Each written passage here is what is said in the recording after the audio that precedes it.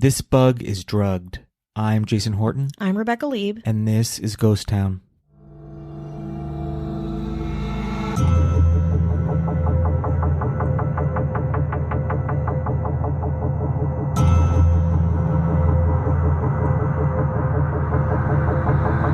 To be a scientist and researcher with lots of money and resources is a beautiful thing. A thing that could further technological evolution, change the way we live our lives, maybe even save lives. But unfortunately, not every experiment is going to be this cathartic breakthrough. Sometimes you just give a lot of drugs to spiders and call it a day. And that's what we're talking about on this episode. The notorious Peter N. Witt and NASA studies of how well spiders perform their web spinning under copious amounts of drugs. In 1948, Swiss zoologist H.M. Peters was studying the web patterns of garden spiders and was fed up with his early, grueling research schedule. The garden spiders he studied made their webs in an inconvenient window between 2 a.m. and 5 a.m., and Peters wanted his sleep schedule and sanity back. That's when he made a request to his colleague, pharmacologist Peter N. Witt. Peters wanted Witt to help him shift the time garden spiders built their webs to something a little bit earlier and less annoying. Apparently, Witt didn't have much going on and was up for the task. He decided that to change the schedule of the spiders, he would use what most humans use to stay awake and perform, or to fall asleep early: drugs.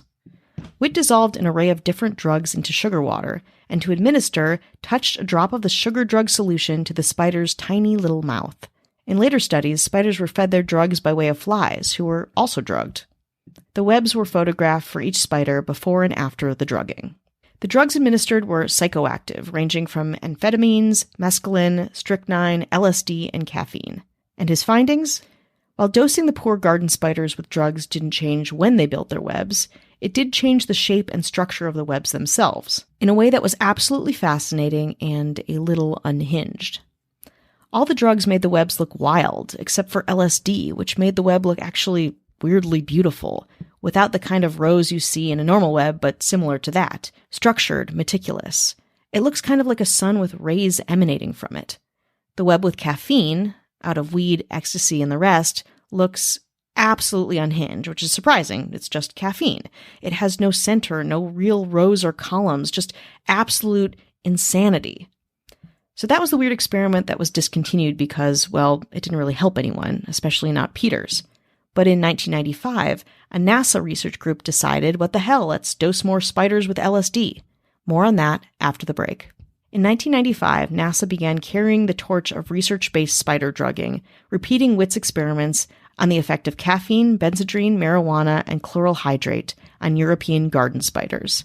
NASA's results were pretty much exactly the same as Witt's. They have here, in a graphic that you can find online, the regular spider web, which is exactly what you'd imagine. It's kind of round, it's got the center, it's got these little feet that attach to a tree branch or however the web is being affixed. You know what I'm talking about. Then they have one with a spider that took marijuana. This one still kind of looks web-like. It's a little bit more geometric, doesn't have quite the same, rings around to the center.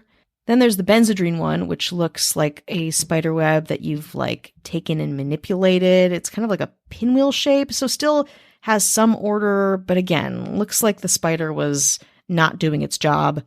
The caffeine one and the chloral hydrate one are unrecognizable as spider webs. Caffeine is wild. It's got just different little spindles going everywhere, different little arms. The chloral hydrate one looks like a bad cat's cradle, you still see a center, but again, both completely unrecognizable as spider webs at all. But in medical terms, the article reported, quote, "It appears that one of the most telling measures of toxicity is a decrease in comparison with a normal web of the numbers of completed sides in the cells. The greater the toxicity, the more sides the spider fails to complete," which in layman's terms means the more fucked up a spider is on drugs, whatever drug you pick, the more rows it can't spin like a normal spider. So why even do this? Great question. NASA's researchers said that the approach to toxicity testing could serve as an alternative to testing harmful chemicals on, quote, higher animals, read cuter ones with fur and wet noses. Less animal testing is ultimately a pretty worthy endeavor, in my opinion. Still, NASA discontinued the study, at least according to my research, which doesn't leave us with much.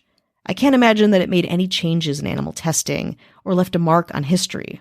Just a lot of really insane and pretty cool-looking diagrams of spider webs fueled by copious amounts of drugs.